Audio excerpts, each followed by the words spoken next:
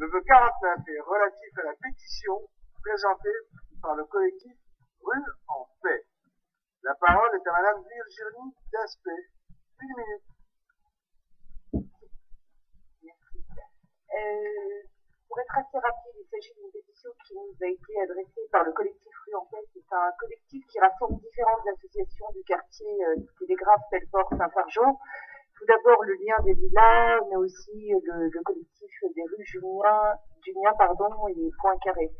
En fait, c'est un quartier sur lequel nous avons pas mal de nuisances depuis environ 4 ans, des nuisances qui s'accentuent, des incivilités, de l'agressivité dans les rues, et aussi bien les associations dont on peut ici souligner l'implantation et l'activité citoyenne, ont arrivé au bout un petit peu de tout ce qu'ils pouvaient faire. Ils ont organisé différentes manifestations de rue, de convivialité, créé des espaces de jardinage partagé, organiser des pique-niques. Nous sommes allés en tant qu'élus avec eux squatter des hauts immeubles en soirée de manière citoyenne. Nous avons accueilli en mairie. Nous avons participé à différents conseils de quartier sur ce sujet ou à des commissions spécifiques. Et il faut avouer qu'aujourd'hui, malgré toutes ces actions citoyennes partagées par les associations et les élus du 20e, nous arrivons à peu près au bout de ce que nous pouvons faire, d'où ce vœu qui vous est présenté ce jour. Alors, pour aller encore une fois très vite, ce qui est demandé de manière précise, c'est tout d'abord que le commissariat du 20e puisse avoir les moyens de sanctionner par des procès-verbaux les nuisances et incivilités qui pourront constater dans le quartier. D'autre part, que la préfecture de police prenne un arrêté limitant l'ouverture des épiceries de nuit dans le quartier à 23 heures, parce que nous espérons que ça permettra de réduire les nuisances, notamment celles liées aux états d'ivresse. Et d'autre part, au chapitre de la prévention, nous demandons que le club de prévention Jeunesse Feu Vert bénéficie de moyens supplémentaires, d'une équipe supplémentaire qui soit consacrée totalement à ce quartier. Merci. La parole à Monsieur le Préfet. Merci Monsieur le maire. Alors, vous avez raison Madame la conseillère, ça fait plusieurs années qu'on insiste sur le secteur à des regroupements de jeunes qui occasionnent des nuisances sonores, des rodéos à deux roues, des circulations à contresens, avec parfois de la consommation de stupéfiants et un certain nombre d'incivilités. Les nuisances sonores sont effectivement assez régulières, jusqu'à 1h de la nuit parfois avancée. Elles sont le fait de 10, 15, parfois un peu plus individus, et souvent à proximité de commerces, que ce soit des épiceries ou des bars, ou dans les halls d'immeubles, vous l'avez mentionné. Alors, suite aux doléances qui sont bien parvenues aux différents commissaires successifs du 20e, d'abord, je dois vous le dire, depuis le début de l'année, et suite à ces contacts, la présence policière a été renforcée. Comme vous le savez, des opérations conjointes entre le commissariat et le GPIS sont très fréquemment menées. Et j'ai là la liste des dernières opérations réalisées, pas plus tard que le 11 décembre dernier, le 26 novembre, le 12 novembre. Ce sont des contrôles de halls d'immeubles qui ont été réalisés avec à chaque fois des saisies de stupéfiants, des contrôles, la découverte d'armes notamment. Depuis le début de l'année, ce sont au total 13 opérations avec le GPIS qui ont été conduites, 201 halls d'immeubles visités, 142 personnes contrôlées et un certain nombre d'interpellations. Donc ça, c'est pour les opérations conjointes, auxquelles viennent s'ajouter bien sûr des rondes et patrouilles régulièrement conduites d'initiative cette fois-ci par les policiers du 20e.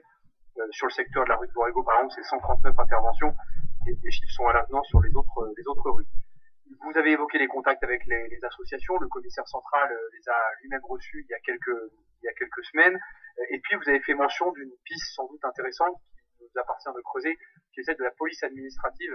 Alors, vous évoquez des questions de fermeture d'épicerie, je vais y revenir. Sachez déjà que d'ores et déjà aujourd'hui, les contrôles de ces commerces sont réguliers. Depuis le mois d'août, ce sont 6 d'entre eux qui ont fait l'objet de contrôles, les bars, les épiceries, les restaurants, sur le secteur à la recherche d'infractions. Donc vous le constatez, l'activité des fonctionnaires aujourd'hui est forte, déterminée, et pour autant vous avez raison, c'est sans doute pas suffisant et il faut aller au-delà, à la fois sur l'intensité et sans doute sur la méthode. Sur l'intensité, il est clair que les 40 fonctionnaires de police récemment affectés sur le 20e arrondissement ont vocation, bien sûr, à intervenir sur ce secteur. Ils le feront, d'autant qu'ils seront appuyés depuis quelques semaines maintenant par une caméra qui est implantée juste à l'angle Borrego Télégraphe et qui est fort utile.